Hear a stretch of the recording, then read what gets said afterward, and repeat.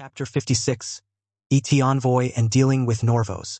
As the next day rolled around, Maximus got up early morning and did his normal daily routine, which consisted of him washing his face, brushing his teeth with the mint toothpaste he introduced throughout his empire, and then getting dressed in some custom-made royal robes. Meeting him outside of his room was a few maids. One of them held a plate with some eggs and toast in her hand. Maximus grabbed a piece of toast as they walked down the hallway. "Do we know when the envoy is supposed to arrive?" he asked. "Should be a few hours from now, Your Excellency. They just arrived at the train station in Viz-Duthrak about an hour ago and should board the magic train and arrive here around midday," informed one of the maids. "Good, who is going to meet with him?" Because it wasn't going to be him, since it was an envoy and not the Emperor of ET himself. "Chancellor Alarin has decided to meet with the envoy to discuss trade agreements and cultural exchange, Your Excellency. If all goes well, we might see an influx of exotic resources from the east," the young maid said. Maximus nodded at this update, finishing his toast as they continued their walk towards his study. "Any reports from Achilles?" Maximus asked, shifting focus now onto military updates. An older maid spoke up. "A raven arrived just an hour ago, Your Excellency.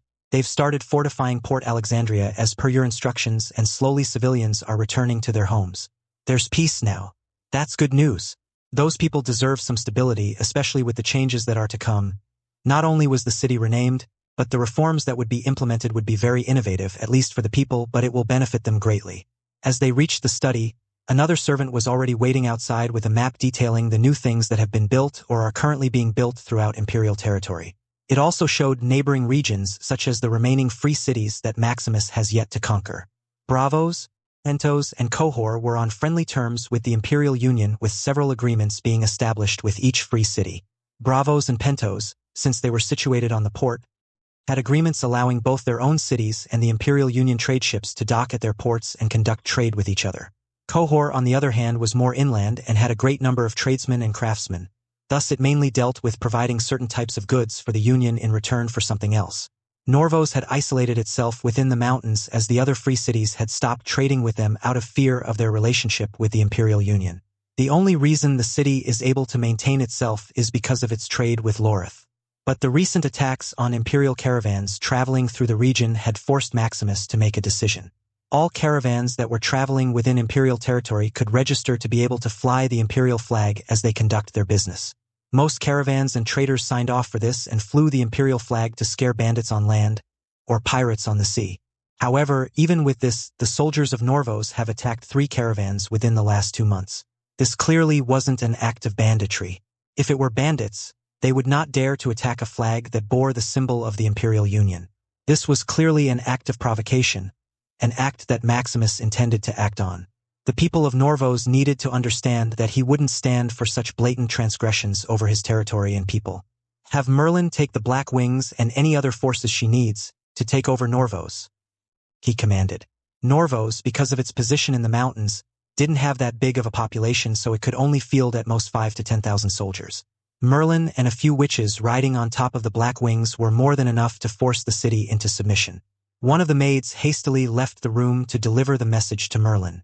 Merlin, who was Maximus's assistant, was officially appointed as the Emperor's hand when they returned to the city some time ago, and she would certainly relish the challenge of conquering an entire city with a small number of forces. After staying in the study for another hour, it was time for him to do his daily training to increase his magic mastery. As midday rolled around, the envoy from the ET had arrived within the palace and was transferred to a room where Alarin was already waiting for him. Because of the language difference, the envoy from ET, Gu Qin, brought his own translator to be able to communicate clearly during his visit. The meeting between Chancellor Alarin and Gu Qin was long and fraught with negotiations over trade agreements, diplomatic intricacies, and cultural exchanges. Maximus was informed, later that evening, that progress had been made. A mutual agreement had been reached, a handful of ET's unique resources in exchange for technology. Alarin was in the process of drawing up the treaty, which would be sent to ET for the Emperor's approval. If all went well, they could expect an influx of Eastern exotic goods by the coming summer. Approaching the airspace around Norvos, Merlin was riding on top of one of the Black Wings alongside a few witches and a handful of witch elves. Below, they could already see the city of Norvos, nestled in the mountains like a jewel amongst rocks. Unlike other cities, Norvos seemed to blend seamlessly with its surroundings, its stone structures mimicking the mountainous formations. But today was not about admiring scenery. "Begin the assault," Merlin commanded her forces. As one, the witches and witch elves began chanting, their harmonious voices merging into a chorus that echoed within the mountains. In response to their chants, the skies darkened ominously above Norvos. Clouds formed unnaturally and lighting could be seen within them. Then came a downpour, not of rain or hail but of fireballs. Roaring flames descended upon Norvos, igniting rooftops and causing widespread panic among the citizens. Dark smoke erupted from the city, almost cloaking it from view within a matter of minutes. Merlin's forces then descended upon the burning city like vultures diving for prey. The black wings flew close to the ground, allowing the witches to jump off onto the streets of the city. Once on the ground, they conjured golems from the surrounding stone and earth, creatures of imposing size that took to the streets with thundering steps. It was a shock and awe strategy, and it worked to near perfection. Citizens fled their homes in panic, fleeing from enemy that had descended upon their city. The Norvos soldiers were unprepared for such an attack, trained to defend their city from ground invasions through terrain advantage, yet they were hopeless against an aerial assault and surprise attack from within their own city. Resistance was put up, as futile as it was against the witches. The commander of the Norvos force rallied his men at the fortress temple to protect the bearded priests who were inside, and trying to counterattack as best as he could, but it was too late. "Round them up," Merlin commanded telepathically, watching from high above on top her black wing. "Take no life unless necessary." This was a takeover, not a massacre. Golems and witches were powerful, but precise. They used their strength to contain the people. Down in the streets, people were cowering, their faces reflecting their shock and fear. The attackers had overwhelmed the soldiers defending the city like they were nothing. Instead of swords and shields, these people wielded magic. You couldn't use a spear against a fireball. As the witches started moving the city's inhabitants into the central plaza, Merlin took flight once again to the fortress temple. She knew that the bearded priests were probably hiding within their fortress, and she wanted to hurry up and get rid of them.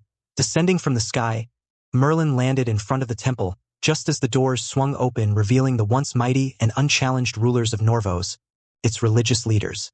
Their pious garb paled in comparison to Merlin's imposing presence. They were being escorted by slaves who looked at Merlin in fear because of her dark appearance. "Who's this wench that dares intrude upon the sanctity of our sacred grounds?" one of the priests yelled. Merlin didn't say anything and only stood there as the heads of the bearded priests were chopped off, causing the slaves to cower in fear. Behind them were the Shadowhand agents who had already infiltrated the city years ago. She was going to kill them herself, but after sensing them nearby, she just left it up to them. "My lady," one of the agents greeted, "these are all the bearded priests present, while the other magisters have already been captured and/or killed. Any guards have also already been dealt with around the temple." Merlin nodded. She was quite impressed by their work, as this was the first time she had seen it firsthand. "Good. I'll handle the rest and call for a garrison force to be sent." The Shadowhand agents bowed before they disappeared. With the city basically captured, she sent a raven back to Heaven's Reach to report their victory and to call for a garrison force to be sent to the city.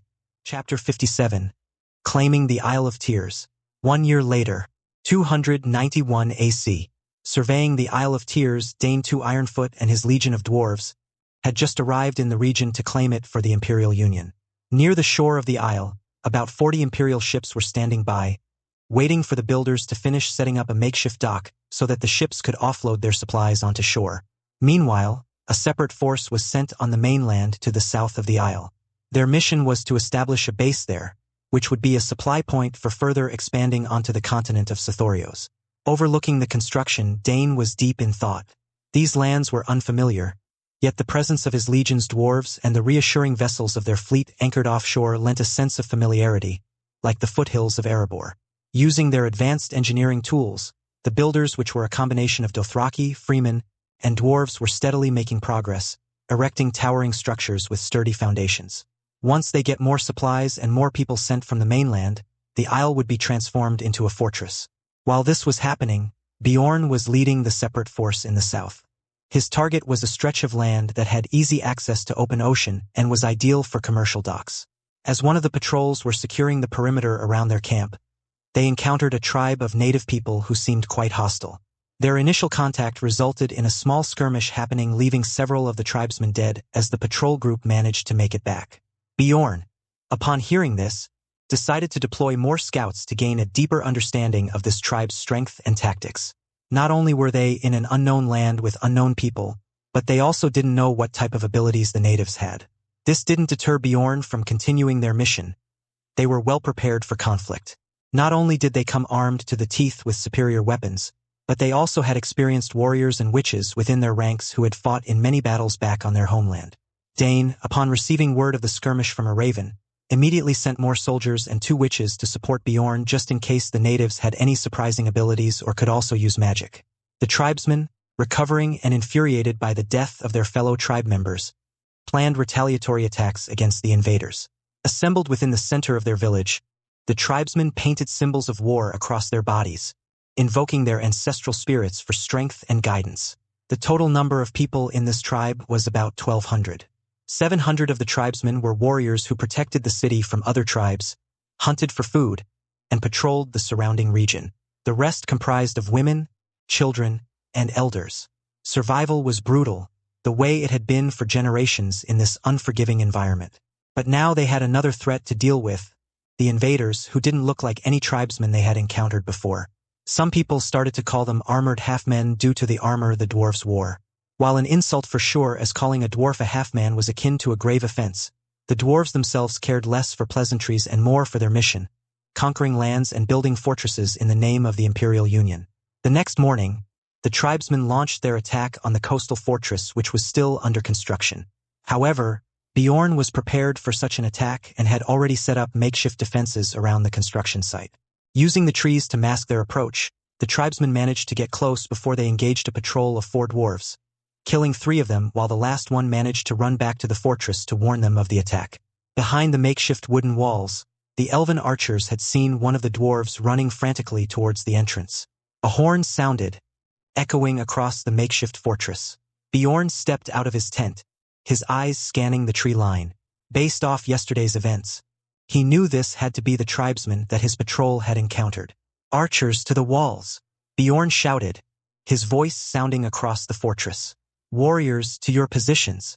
Witches, prepare your spells!" The dwarves, elves, and witches within the camp scrambled into action. The elven archers climbed swiftly onto elevated platforms, preparing their arrows. Dwarven warriors formed tight shield walls near the main gate. Among them, the witches began chanting in low tones. The tribesmen's war cries erupted from the tree line as they charged forward, a tide of painted bodies armed with crude weapons. They moved with a ferocity born of desperation and vengeance, their determination evident in every step they took. The first volley of arrows rained down from the walls, striking their intended target. Several tribesmen fell, but their numbers were vast compared to the 400 men Bjorn had under him. When they reached the wooden barricades, they hurled themselves against it, hacking at the defenses with axes and spears. After a short while, the tribesmen had breached a section of the barricade and started to pour through. The dwarves met them head-on, stopping them from spreading into the camp, their shields absorbing the initial impact. The dwarves at the front stabbed, with some using short swords or axes. Dozens of the tribesmen were killed within seconds, with many more falling as the witches unleashed their spells. Fire and lightning had rained down upon the attacking force, causing the tribesmen to become scared at. But their leaders shouted for them to keep fighting, shouting things like, "For the ancestors" or "For the fallen." But their efforts were not enough. The witches summoned some golems which they used to break the front lines of the tribesmen and sent them running in the opposite direction. As they ran back to the safety of the tree line, the elven archers rained down another volley of arrows. Dozens more died as they retreated, leaving a trail of dead bodies leading towards the tree line. Bjorn watched as the tribesmen retreated into the forest. He felt a sense of relief wash over him, relieved that the enemy was a bunch of primitives and not a properly trained army. With the battle over, he began to create a new perimeter around the camp while having the witches keep an eye on the enemy. He wanted to know where they were at all times, and if they were going to attack again.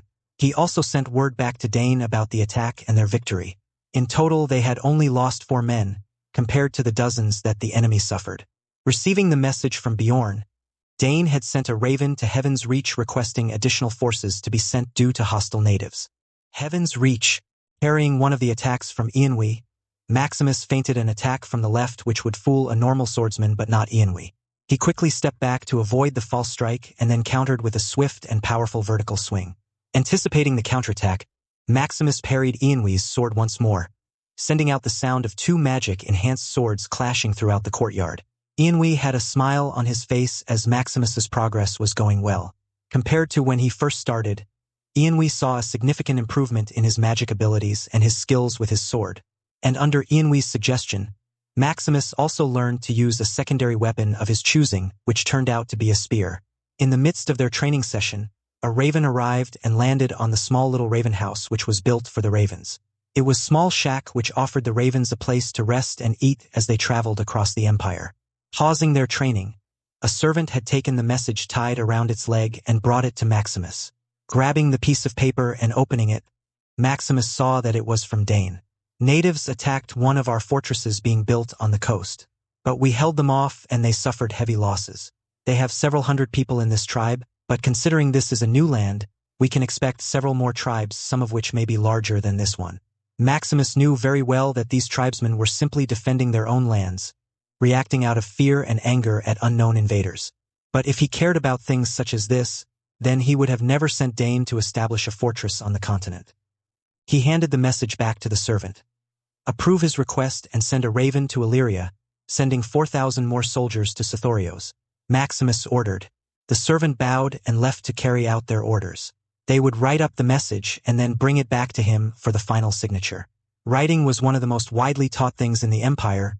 Even if most people didn't need to write every day, it was still good to have that skill and knowledge. As the servant left, Ianwi had ended their training for the day. Maximus walked to the baths to wash up, followed by a group of maids. Living in luxury was something he came from in his previous life, and now it was something he could not imagine being without. While there was definitely a luxury difference, there was nothing that he couldn't attain in this world. As the maids washed his body, he looked at the prompt for his magic proficiency, which has reached 46%. He had 5 years left to reach 100% and complete the trials, giving him 2 years to prepare for the invasion. 3 of these 5 years would be spent reaching 100%, while the other 2 would be spent completing the 4 trials to ascend to a demigod to stand a chance at beating the god R'hllor. Chapter 58. The King's Arrival. Fruboval.cm. Nyxera, Maximus's greatest companion and the greatest ally that he had. Her potential and abilities were wasted because of how weak the enemies they had had to face have been. Unlike the dragons that the Targaryen or even the Valyrians had, Nyxera could use both fire and lightning abilities. And her abilities weren't just limited to breathing fire or lightning. She hasn't had to use the full extent or even 50% of her power since she was summoned. This was a good thing, as it meant there weren't many powerful enemies out there that required her to use her full power. Flying high above heaven's reach, Nyxera, alongside her 10 children which have hatched from the eggs she laid over the last 7 years since she was brought to this world. 4 of them were females while the other 6 were males. She was currently training them on how to fight with their rider and protect the empire from above, the key to controlling aerial battlefields. Unlike Nyxera herself, her children were mini versions of herself and would not reach her size for centuries. Remember, your vision is sharper than any hawk, and you can fly higher than any bird, Nyxera said in a language that only the dragons could understand. Patience, coordination, those are your greatest weapons. The adolescent dragons swooped and dived, practicing breathing fire and lightning in rhythmic patterns. On their back, their riders had their own training which involved learning how to fight in the air. As an Imperial Dragon rider, they were not just required to learn how to ride the dragon, but also how to utilize the dragon to fight both ground targets and aerial targets. For aerial targets, the dragon riders were trained on how to skillfully jump from dragon to dragon and fight on their backs. After that, they learned how to use the dragon to swoop in on ground targets, allowing them to eliminate the commanders of armies either before the battle started or during the battle. The Imperial Dragon riders trained diligently, honing their craft tirelessly. In time, as they gained proficiency in their skills, a bond began to form between human and beast. A deep trust that this bond would be their greatest asset when the time for actual combat came. The children of Nyxera were named after her, each carrying the title Nyx before their individual names. The females were called Nyxina, Nyxera II, Nyxera III, and Nyxova, while the males were named Nyxon, Nyxus, Nyxer, Nyxiel, Nyxfin, and Nyxer. Much like their mother, all 10 of them had the ability to breathe both fire and lightning. For the Wyverns, their training took place in the imperial city of Silvermere. Silvermere was one of the many cities established within the Dothraki Sea to spread out the massive number of people who lived in the region. The city was specifically designed as a place to house the imperial wyverns, which numbered 500 in total. Due to the large number of wyverns that were growing per year, Maximus had the witches come up with a way to keep the egg alive but not hatch due to the problem with having so many wyverns. 500 of them was already a massive number of wyverns that needed to be fed and kept under control. The wyverns were less autonomous than the dragons, requiring more direct control from their riders. Their training included guidance on how to command their wyvern in battle, as well as techniques for aerial combat. The difficulty came not only from the necessity of learning to control a massive beast, but also from the need to coordinate with other wyvern riders in large-scale engagements. Much like the dragon riders, however, they formed intimate bonds with their beasts over time, and these bonds allowed them to work together seamlessly in battle. While the dragons lead the aerial defense of Heaven's Reach, the wyverns operated as a rapid response force for all the areas under imperial control. At any given time, 2 wyverns and their riders are assigned to each city within the Imperial Union, with the rest being stationed at Silvermere on standby in case they were needed. At the port of Myr, King Robert and Queen Cersei had just arrived with his Kingsguards and the rest of his royal entourage for their trip to Heaven's Reach. Jon Arryn had recommended that Robert visit Heaven's Reach to get a better understanding of the Imperial Union. Accompanied by Jaime Lannister, Robert had left the responsibilities of ruling kings landing in Jon Arryn's hands. The port bustled with activity as sailors scrambled to load their goods onto the ships. The smell of saltwater and fish filled the air as they made their way through the docks. At the end of the docks, a witch by the name of Ariadne awaited their arrival with a few imperial knights. Her role was to act as the official representative and personally escort the king, the queen and their entourage from Myr to Heaven's Reach. "Welcome, King Robert Baratheon," Ariadne greeted him with a respectful nod. "I am here to escort you personally on behalf of the Emperor." Robert grunted, his eyes watching the witch warily. He recognized the witch in front of him as all of them wore the same style of clothes. "A witch, eh? Didn't think your Emperor would send such a powerful person to greet us." His voice was as gruff as ever. Ariadne smiled, unbothered by his tone. "Our Emperor values efficiency, Your Grace. My magic ensures your journey will be swift and safe. It is, after all, a long way to Heaven's Reach." Cersei stepped forward, her eyes narrowed as she studied Ariadne. "Safe, you say? Let's hope so.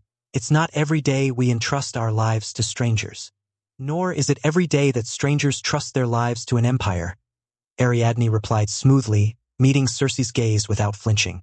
"Rest assured, Queen Cersei, you will see firsthand why the Imperial Union has no equal." Robert snorted, half amused, half skeptical. "Big words. Let's hope your empire lives up to them."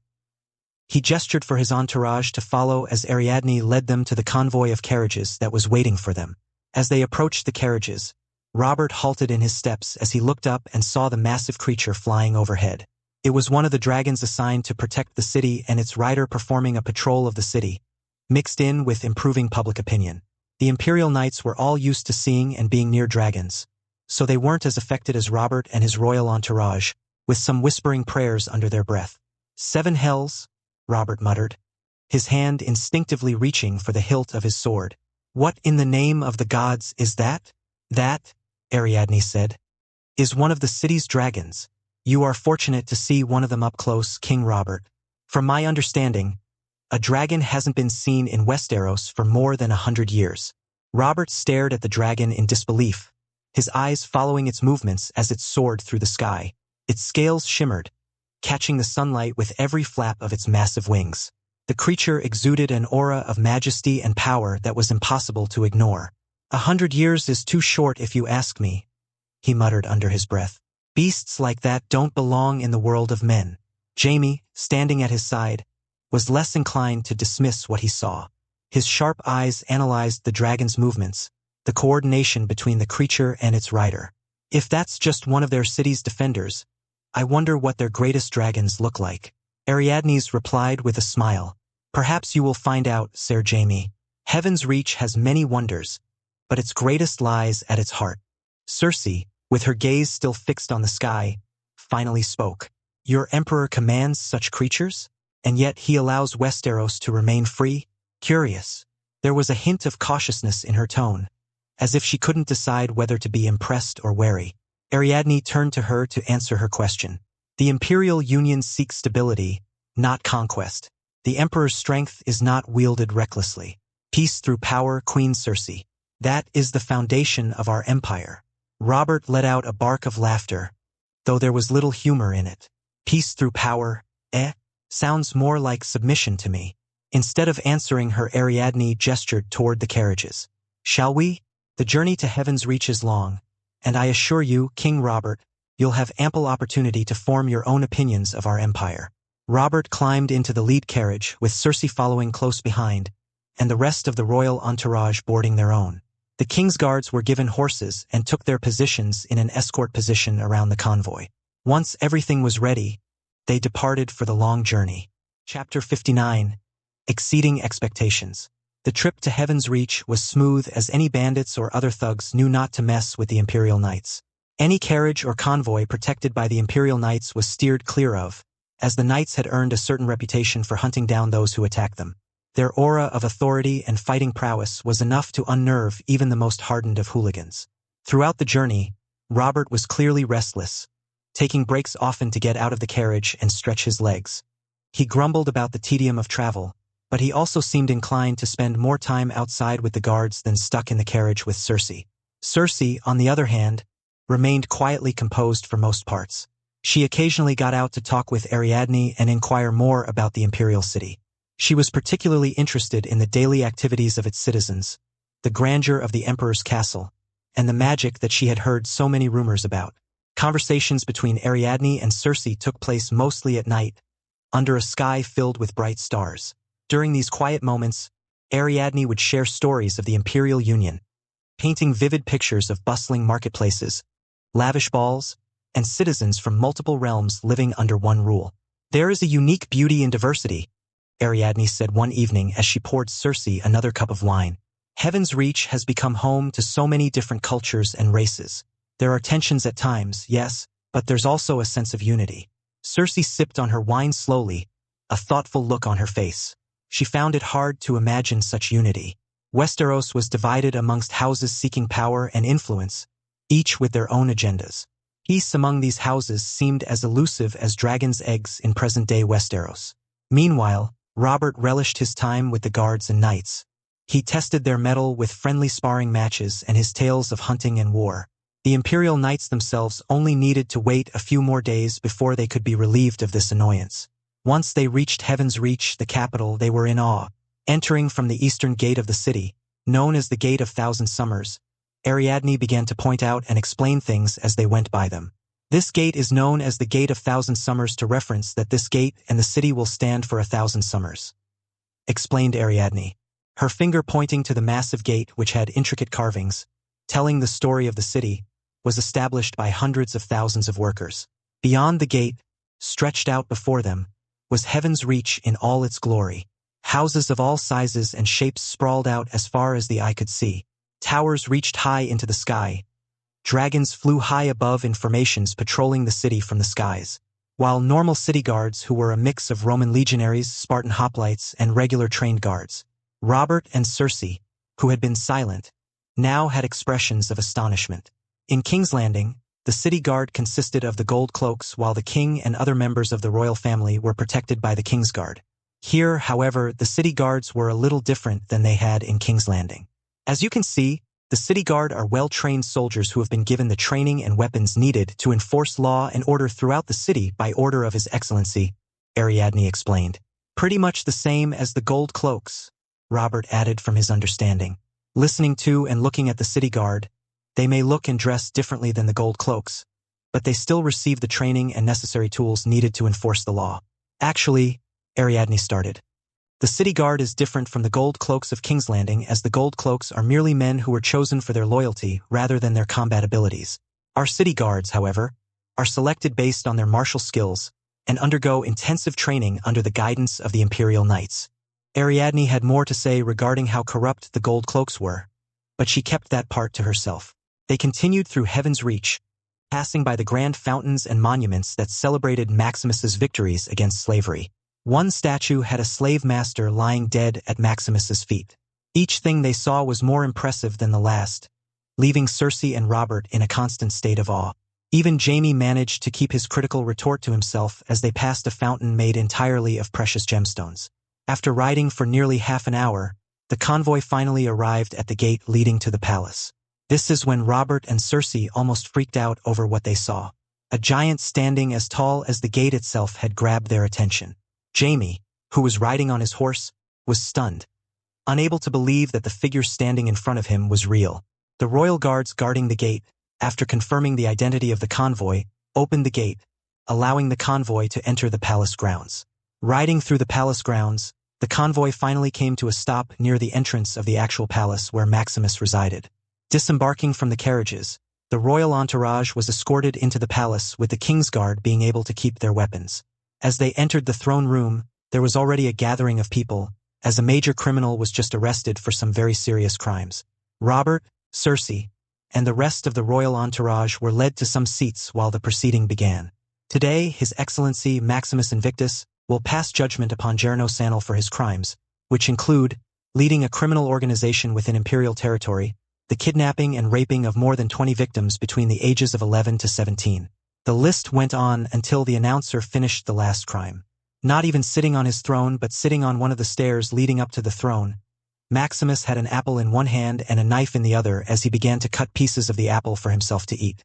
Instead of his normal calm demeanor, he was extremely frustrated and angry at the person in front of him. In addition to King Robert and his royal entourage, the families of the victims were also present within the throne room, sitting down along the sides in their seats.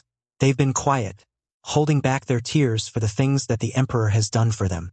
After finding all the victims who were kidnapped, the families received support from the Imperial Union with compensation and counseling. A few of the victims have started to recover, but some still carried haunted looks in their eyes. The court was silent as the announcer finished reading the charges. Maximus tossed the apple core aside, his eyes now resting coldly on Jarno Sanel, who was knelt before him, hands bound in chains and mouth gagged. Jarno was from Myr, and had traveled to Heaven's Reach after Myr was captured some years ago. After seeing how prosperous and free Heaven's Reach was, he wanted to exploit the city. Heaven's Reach, Maximus began, his voice echoing through the grand hall, does not tolerate the exploitation of its people.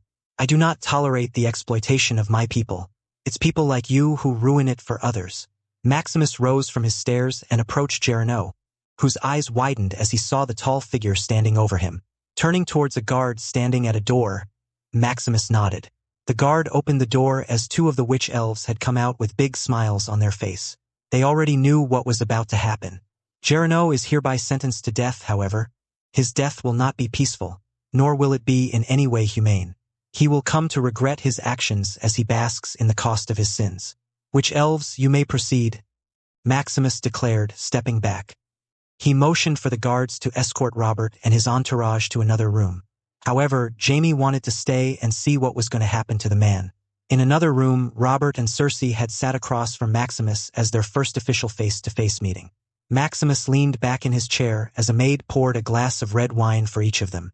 I trust your journey here was uneventful, Maximus said as a formality from one ruler to another. No matter how much he disliked Robert's character or the things he has done, he has a certain type of outlook to uphold. Robert, still recovering from the number of things that he has seen in the past few hours, straightened up in his seat. Uneventful, yes, he said gruffly. Though your city is impressive. His words were genuine, yet he still had the pride of a king struggling to acknowledge something greater than King's Landing. In her head, Cersei wondered what she did wrong to get married to somebody like Robert. Their relationship had been deteriorating ever since Robert called her Lyanna on their wedding night. Heaven's Reach is unlike anything we've ever seen. She gave Maximus a smile, one which Robert didn't see. It speaks volumes of your abilities, Your Excellency. Maximus returned the smile with a nod. Thank you, Queen Cersei. A lot has been invested in it. You should see the Academy District tomorrow. I think you will find it as impressive as even the Citadel in Old Town. I'm sure I will, replied Cersei. From there, the conversation was mainly about how King Robert could strengthen the ties between Westeros and the Imperial Union. He believed that Westeros had a lot to offer the Imperial Union and vice versa. Though sometime during the conversion, Robert also brought up the Targaryens who were being kept safe by Maximus. It was a touchy topic where Robert lets his emotions out a little whenever he's talking about it. Maximus knew this was coming as Robert had a strong hate for the Targaryens, which had only amplified due to how many he let get away. Fortunately, he didn't allow his emotions to completely take over and recognized that he was not in King's Landing before things made a turn for the worse. After their talk, Robert and Cersei were escorted to where they would be staying during their week's visit. The criminal Gerano, on the other hand, would be tortured and brought to the brink of death before being healed, only for the process to restart again. This would happen for 20 long days until the final day when he would be publicly executed. Chapter 60. An Emperor and a King. Waking up the next day, Maximus invited the royal family for breakfast. It was only Robert and Cersei, as Joffrey was only 5, and they had decided against bringing him on the long journey to Essos. For breakfast, since King Robert loved to drink, Maximus had some of their best wine brought for him along with a number of assorted cheeses and meats. Cersei looked at the food in front of them with a smile on her face and began to taste the various delicacies. The day outside was bright and sunny, light shining through the palace's windows and lighting up the dining hall. Robert, for some reason, was in a good mood early in the morning as he had a good night's sleep. The bed he was sleeping on was so comfortable that he fell asleep almost instantly, after his head hit his pillow. Sometime before he left, he planned to ask Maximus how much he would take for the entire bed. Maximus took a seat opposite them, accompanied by Merlin and Lilith, who took the seats on each side of him. King Robert, this is Merlin, my assistant. Merlin slightly bowed her head towards Robert and Cersei. Maximus then introduced Lilith. And this is Lilith, the leader of the witches. Lilith slightly bowed her head as well. Looking between Merlin and Lilith, Robert started to think that maybe he was born on the wrong side of the world. In this place so far, everything that he has seen is better than anything they had in Westeros. From the cities to the soldiers to the woman, and then the wine, this place was built for him and wish he didn't have to leave. However, he was stuck being the king of the 7 kingdoms, a position which he was excited about at first because of power and authority, but now he is starting to dislike the responsibilities of being the king. Which is the reason why he left most things to his hand, Jon Arryn, and rarely attended the small council meetings. He much preferred to indulge in the other benefits that came with being a king. Nice to meet you 2 lovely ladies, Robert replied, raising his cup full of wine in a toast. And please pass my compliments to your cooks. The breakfast is amazing. Cersei said the same, as the food was 5 times better than what she had in King's Landing. She had also become quite interested in the 2 ladies sitting next to the Emperor. They both had this type of aura around them which grabbed her attention. She tried to keep her eyes on her food, but she kept looking up as both Merlin and Lilith were laughing and giggling as they fed the Emperor. She looked over at Robert and sighed as he was gobbling down his breakfast without a care in the world. She wished they did more things like feeding each other, if only their relationship wasn't torn apart and only held together for the sake of the realm. Merlin noticed Cersei occasionally gazing at them and came up with an interesting plan. Cersei, how about me and Lilith take you out into the city today and leave the men to do what men do? She asked. I think that would be wonderful, Cersei replied.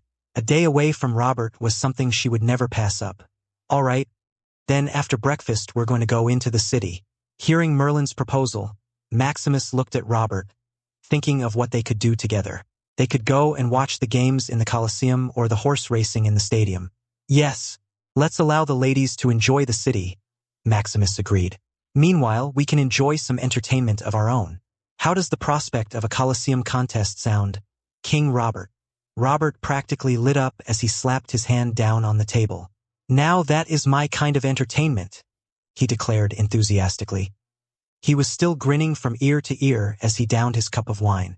Cersei bit her lips slightly as she watched Robert interact with the Emperor. Her husband wasn't exactly the most diplomatic man. He was more likely to solve disputes with a warhammer than words, and she found herself holding her breath whenever he was required to actually converse with someone.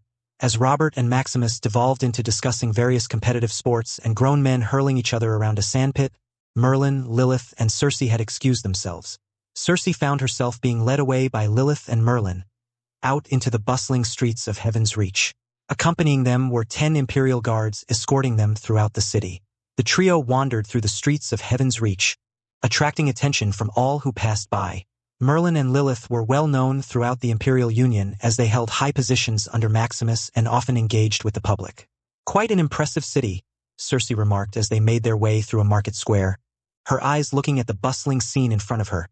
Traders haggling over prices, children running around and playing, and the occasional street performer drawing a crowd with their dances or physical prowess. I can't help but wonder how you manage to maintain order in such a place. Merlin chuckled lightly. The Imperial Union has its own way of managing affairs, she said. We have a meritocratic system in place and numerous institutions for advanced learning. It results in our citizens having a deep respect for law and order. Cersei nodded, trying to understand the differences between King's Landing and Heaven's Reach. In King's Landing and Westeros in general, the general population were not considered and often ignored, with power focused only on the royal and noble houses. But here in Heaven's Reach it was vastly different. The people seemed content and peaceful. It was something new for her. And how about you? Lilith asked. How do you find life as the Queen of the Seven Kingdoms? It's complicated, Cersei admitted as she picked up a silver necklace from one of the stalls, examining it under the sunlight. As you can see, the king is not quite as invested as he should be. I see, Lilith nodded. Well, perhaps our time here can provide you with some peace away from royal duties. As they continued to explore the city, Merlin and Lilith shared more about their experiences. Meanwhile, Robert and Maximus, joined by Ianwe, made their way to the viewing platform overlooking the Colosseum Stadium below. The games had begun a little after they arrived, cheering crowds watching as gladiators clashed against each other in a ballet of bloodshed and brutality. The loud cheering of the crowds filled the air, the scene of sweaty and bloodied men, fighting for honor, glory, and sometimes just survival, reminded Robert of a time before his kingship. A time when he too was driven by glory and honor, where the battlefield was his canvas. He reveled in the carnage, his laughter louder than the shouts of the frenzied crowd. These gladiators, they fight to the death? Robert asked. In certain circumstances, Maximus replied, sipping from his cup as he watched the spectacle below. But typically, we value life more than a cheap thrill. They fight for honor, for glory.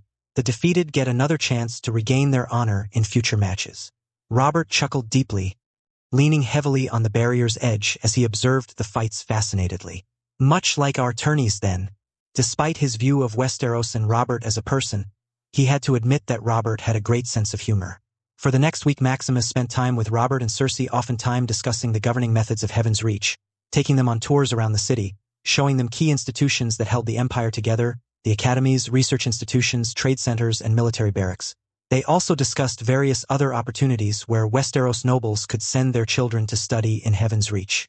The deal would allow nobles to be granted property which they have to pay a monthly sum for. In return, their children would receive an education far superior to what was available in Westeros. Maximus thought about the proposition and told Robert that he would have to get back to him another day on that matter. And since Robert and Cersei were leaving, he would send a messenger whenever he had an answer for them. Boarding their convoy, Robert and Cersei set out for Pentos, where they boarded their ship and finally left for King's Landing. /N. Next chapter will see Maximus's progression to 100%, followed by him beginning his trials to ascend to a demigod. I will also set an upload schedule with Sundays, Tuesdays, Fridays, and Saturdays being the schedule for the foreseeable future.